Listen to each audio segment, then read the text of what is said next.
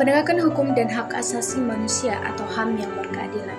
Penegakan hukum yang berkeadilan berarti proses pelaksanaan hukum yang tidak hanya sebatas menegakkan aturan, tetapi juga memastikan bahwa hak-hak dasar setiap manusia terlindungi. Hukum harus dijalankan dengan prinsip yang adil, objektif, dan transparan. Prinsip penegakan hukum yang berkeadilan ada 4. Yang pertama adalah kesetaraan di hadapan hukum, di mana setiap orang memiliki kedudukan yang sama di hadapan hukum, baik pejabat tinggi maupun rakyat biasa. Yang kedua ada non-diskriminasi. Hukum harus berlaku bagi semua orang tanpa membedakan ras, agama, gender, status sosial, atau pandangan politik. Yang ketiga ada akuntabilitas dan transparansi, di mana proses penegakan hukum harus bisa dipertanggungjawabkan dan diawasi. Dan yang terakhir ada proporsionalitas. Proporsionalitas itu adalah hukuman atau tindakan hukum yang harus seimbang dengan perbuatan yang dilakukan. Yang kedua adalah penegakan HAM dalam negara hukum. Hak asasi manusia atau HAM adalah hak dasar yang melekat pada diri manusia sejak lahir dan tidak dapat dicabut.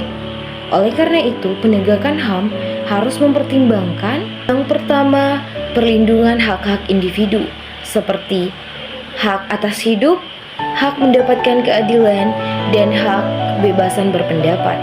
Yang kedua adalah keseimbangan antara hak dan kewajiban. Dalam penegakan HAM perlu diperhatikan tanggung jawab antara warga negara agar tidak merugikan hak orang lain. Yang terakhir adalah pencegahan pelanggaran HAM oleh aparat negara. Baik, yang selanjutnya adalah tantangan penegakan hukum dan HAM di Indonesia. Seperti yang kita ketahui, meskipun Indonesia sudah punya aturan hukum dan jaminan hak asasi manusia, namun pelaksanaannya masih menghadapi hambatan.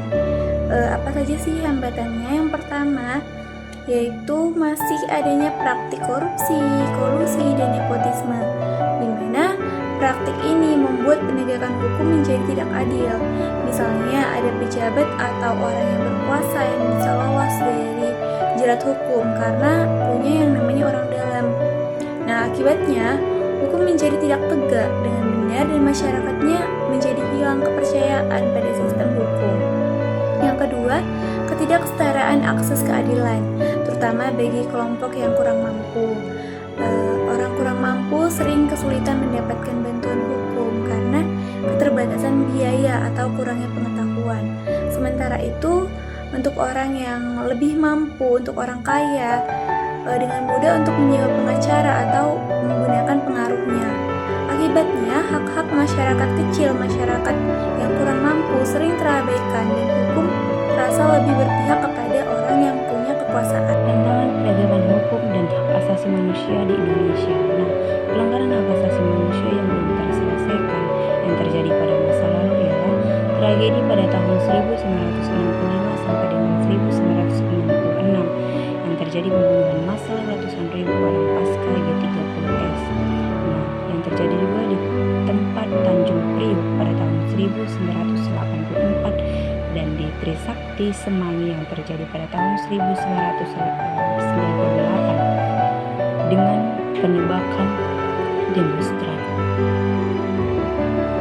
Nah, kerusuhan yang terjadi juga pada tahun 1998 yang terjadi kekerasan rasial, penjarahan, dan pemerkosaan sistematik. Nah, ada juga beberapa wilayah Aceh dan Papua yang melakukan penyiksaan, penghilangan paksa, dan kekerasan struktural saat operasi militer. Nah, masalah utama penyelidikan berdaulat tanpa keputusan pengadilan hak asasi manusia. Korban tidak mendapatkan komparasi, rehabilitasi, dan restitusi. Dan adanya resistensi politik untuk membuka kasus yang lama.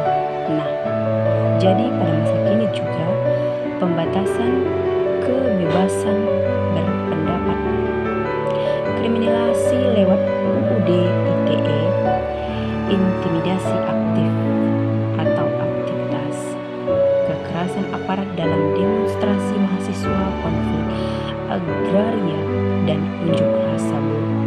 Nah, diskriminasi kelompok rentan dan minoritas agama masyarakat adat difabel buruh migran.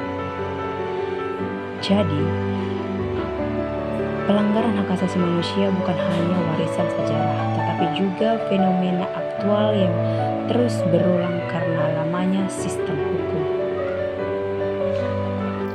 Selanjutnya ialah upaya mewujudkan penegakan hukum dan HAM yang berkeadilan. Yang pertama ialah reformasi lembaga hukum agar bebas dari praktek penyalahgunaan wewenang. Di masa yang saat ini, penyalahgunaan wewenang sudah hal biasa. Dengan adanya reformasi, artinya lembaga hukum akan diubah dan akan diganti dengan orang-orang yang tidak melanggar hukum, dengan tujuan lembaga hukum ini mampu melindungi masyarakat dari pelanggaran HAM. Yang kedua ialah meningkatkan kesadaran hukum masyarakat. Pelaku hukum dan korban hukum adalah masyarakat. Dengan adanya kesadaran hukum akan meminimalisir terjadinya pelanggaran hukum. Dan yang ketiga, menjamin akses bantuan hukum bagi korban masyarakat kecil. Dengan adanya akses hukum membuat keadilan itu terjadi.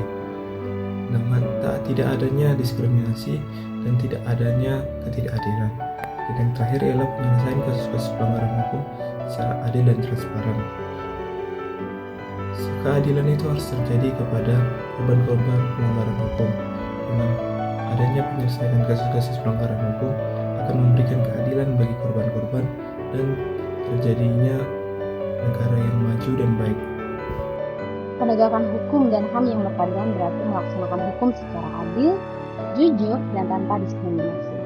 Intinya, setiap warga negara berhak mendapatkan perlakuan yang sama di depan hukum tanpa membedakan status, suku, agama, ataupun kedudukan sosial. Selain itu, penegakan hukum juga harus menjamin perlindungan hak-hak dasar manusia, seperti hak hidup, kebebasan berpendapat, dan rasa aman. Dengan terlaksananya prinsip-prinsip tersebut, keadilan sosial dapat dirasakan oleh seluruh lapisan masyarakat. Oleh karena itu, penegakan hukum dan HAM tidak boleh hanya menjadi formalitas, tetapi harus diwujudkan dalam praktik nyata oleh aparat hukum dan seluruh elemen bangsa agar tercipta masyarakat yang adil, setara, dan bermartabat.